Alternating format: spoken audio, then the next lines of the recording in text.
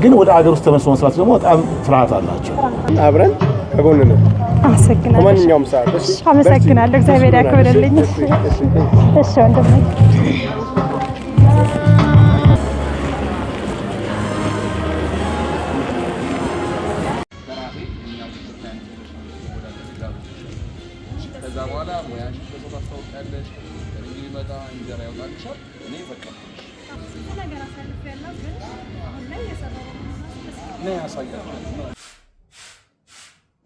ለ15 ሰው የታዘዝኩት ምሳ ነው። ይሄው ይሄንን የመሰለ የብርቱካን ኬክ አዘጋጅቻለሁ።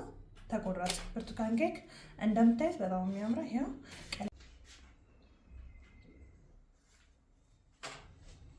የኛ ልጆች ትልቁ ፍርሃታቸው ምንድነው?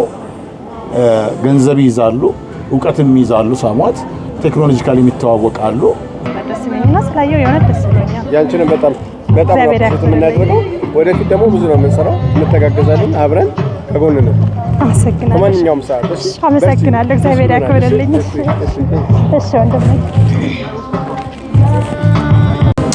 እሺ እኛ ዛሬ እዚህ ኤክስፖ ላይ የተገኘ ነው ማርከን ጄኔፍ ሆስፒታሊቲ ስኩል የሚባል አለ። እሱን እያስተዋወቅን ነው። ማርከን ጄኔፍ ሆስፒታሊቲ ስኩል ዋና ቢሮ ስዊዘርላንድ ነው። ስዊዘርላንድ ደግሞ በሆቴል ሙያ በዓለም አንደኛ የምትባል ሀገር ናት። እዛ ያለውን ኮንሰፕት ኢትዮጵያ ላይ ማምጣት ነውና ሰው የኛ ልጆች ሰርቲፋይድ እንዲሆኑ ማድረግ ነው። የመጀመሪያውን ስልጠና የምንሰጠው በኮንሲያጅ ነው። የኮንሲያጅ ስልጠና ነው የምንሰጠው። የኛ ድርጅት የኮንሲያጅ ስልጠና ትንሽ ወደድ ያለ ነው። ትንሽ ሰርቲፊኬሽኑ ለክሌዶር የሚባል አፊሊዬሽን አለን ዩኤኢ ላይ። ስለዚህ የኛ ልጆች ሰርቲፊኬቱን ካገኙ በዓለም አቀፍ ደረጃ ተፈላጊነታቸው ይጨምራል። ቱሪስቶችም ደግሞ እሱን እያስበው ወደዚህ ሀገር ይወጣሉ። እሱን ኢኒሼቲቭ ወስደን እየሰራንን ያለ ነው። አሁን የመጀመሪያውን ዙር ስልጠና በአጭር ጊዜ ውስጥ እንጀምራለን። ያ እንደተናገርኩት ከመጀመሪያም እንዳልኩት የኛ ማርከን ጄኔፍ ሆስፒታሊቲ ስኩል እሱን ስፖንሰር አድርጎ ለተለያዩ በስራው ላይ ላሉ ወጣቶች እንትላል። ዓላማችን ምንድነው? እነሱን ካሰለጠን በኋላ እነሱ ደግሞ በየተራ ደግሞ ሌሎችን ደግሞ ወገኖቻቸውን እንዲያሰለጥኑ ፍላጎት እስከመኖር አንፃር ነው። ሌላ ቅድም ካንቺ ጋር አንድ ጉዳይ ላይ ወያይ ነበርና እንግዲህ ብዙ እህቶቻችን አረብ ሀገር ውስጥ በጣም የሚገርም ስራ ይሰራሉ። ይሄ ባይዘይ ባክቦን ነው። የኛ ልጆች ለነዛ ሀገሮች ትልቅ አስተዋጽኦ አላቸው። ነገር ግን የኛ ልጆች ትልቁ ፍርሃታቸው ምንድነው? ገንዘብ ይዛሉ፣ ዕውቀትም ይዛሉ፣ ሳሟት ቴክኖሎጂካሊ የሚተዋወቃሉ። ግን ወደ አገር ውስጥ ተመልሶ መስራት ደግሞ በጣም ፍርሃት አላቸው። ግን የሚገርመው ነገር ብዙ ስራ አለ። እኛ አሁን እኔ ብዙ ኩባንያ ውስጥ እሰራለሁ። አስተማሪ ነኝ፣ አማካሪ ነኝ፣ አደራጅ ነኝ። ብዙ ከዚህ ሙያ ውጪ የሆኑ ስራዎች ውስጥ ኢንቮልቭ አደርጋለሁ። ትልቁ ችግር ኢትዮጵያ ውስጥ አሁን ስራ የለም አይደለም፣ ሰራተኛ የሌለው ሰራተኛ የሌለ የሰለጠነ ትንሽ የግድ ዲግሪና ምናምን ላይሆን ይችላል። አጭር ጊዜ ስልጠናዎች እየወሰዱ የተለያዩ ስታርታፖች ውስጥ መግባት ይችላሉ። መንግስት በዚህ ደረጃ ትልቅ ስራ እየሰራ ነው። ስራና ክህሎትን ጀምሮ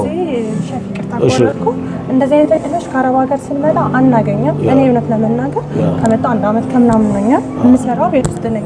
እኔ እድሉን ባገኝ የሆነ ነገር ቢመቻችልኝ በደንብ መስራት የምችል ልጅ ነኝ። አውርቅ ትምህርቱ የለኝም፣ በልምድ የምሰራ ልጅ ነኝ። ግን በሙያ ትንሽ ታግዤ የሆነ ነገር ብል ከራሴ ማለፌ ሌላ ሰው መጣር እችላለሁ። ግን እንደዛ እድሉ አይገኝም። በቀላሉ እድሉን ማግኘት አንችልምና አረብ ሀገር የምንመጣ ልጆች ብዙ ተጽዕኖ አለብን። እዛ አንድ ቤት ውስጥ ነው 2 አመት 3 አመት አሁን 12 አመት ሰርቻለሁ። 1 አመት አንድ ቤት ብቻ 6 አመት ሰርቻለሁ። 6 አመት አንድ ቤት ውስጥ ማስራት ማለት ነው ከባድ እንደሆነ ታውቃለሽ።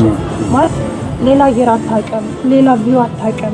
የምታውቀው ምንድነው እዛ ቤት ውስጥ ያለውን ፋሚሊ ነው አይደል የምታውቀው።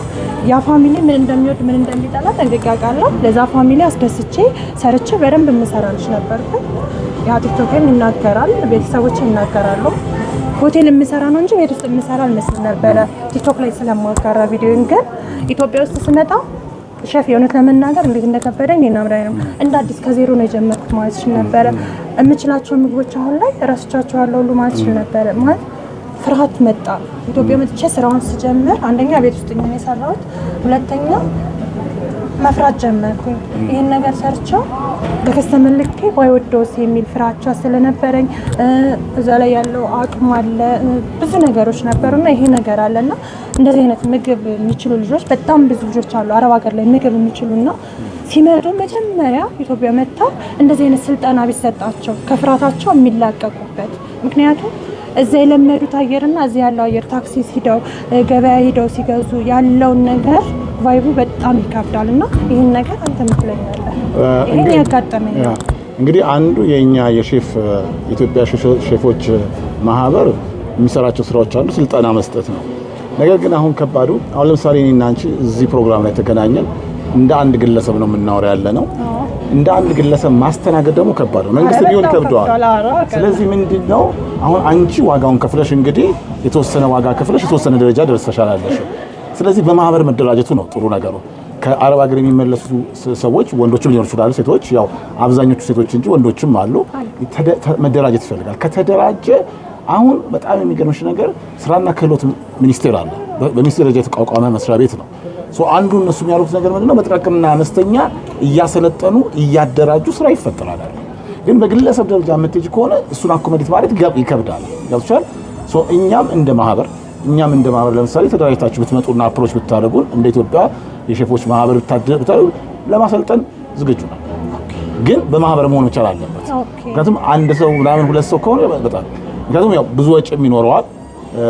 በዛ ሰው ተደራጅቶ ሲመጣ ወጪውን መቀነስ ይቻላል። ምክንያቱም አንድ ቦታ የማሰልጠኛ ቦታ ይፈልጋል፣ ያም ራሱን የቻለ ስፖንሰር ይፈልጋል። ከዚህ አንፃር እንዲህ ቢሆን እኛም የምንችለው መርዳት እንችላለን። ስራ ላይ እኛ ሰራተኞች አተን የምንሰቃይበት ጊዜ አለ። ተካለው እኔ እከታተላለሁ እንትናችሁን እከታተላለሁ። እንትን ላይ ያሉት ማርኬት ላይ የሚያሉት ገበያ ላይ የሚያሉት ሰራተኞች ደግሞ በብቁ የሰለጠኑ አይደለም። ይመጡና በጣም ጎበዝም ሰራተኞች አሉ፣ ግን የሚያስወቅሱሽም አሉ። ስለዚህ ሁሉ ጊዜ ስልጠና ቀጣይነት ያለው መሆን መቻል አለበት። ስለዚህ እኛ ተገናኝተን ለመስራት ዝግጁ ነን። እንዳልኩሽ በደምብ አሁን አንቺ ኢኒሺዬቲቭን ወስደሽ ኦልሬዲ አየሩን ለምደሻል፣ ተላምደሻል፣ ችግሮችን ተጋፍጠሽ አልፈሽ አንድ ደረጃ ደርሰሻል። እህቶችሽ ወንድሞችሽ እዛ ያሉ ያንቺ የተጋፈችውን ችግር እንዳይጋፈጡ አንድ ኢኒሺዬቲቭ ተነሳሽነት ወስደሽ አደራጅተሽ ተደራጅተሽ ስትመጪ እኛም የምንችለው ማበርከት እንችላለን። ስለዚህ ይሄን መፍትሄ ብዬ ነው የማቀርበው። ይሄን የሆነት አመሰግናለሁ። እግዚአብሔር ያክብርልኝ። በጣም ደስ የሚል እንትን ነው እንደሰማችሁት ነው ቤተሰቦቼ። እኔ በነገራችን ላይ ዛሬ የገባሁት በጣም ደስ ብሎኛል። እንግዲህ ይህን የመሰለ መግለጫ ሰጥቶናል። ሼፎቻችን አለን ኑ ተደራጃችሁ ኑ እያሉን ነው። እንግዲህ ድሉ የእናንተ ነው ማለት ነው። መልካም አመሰግናለሁ።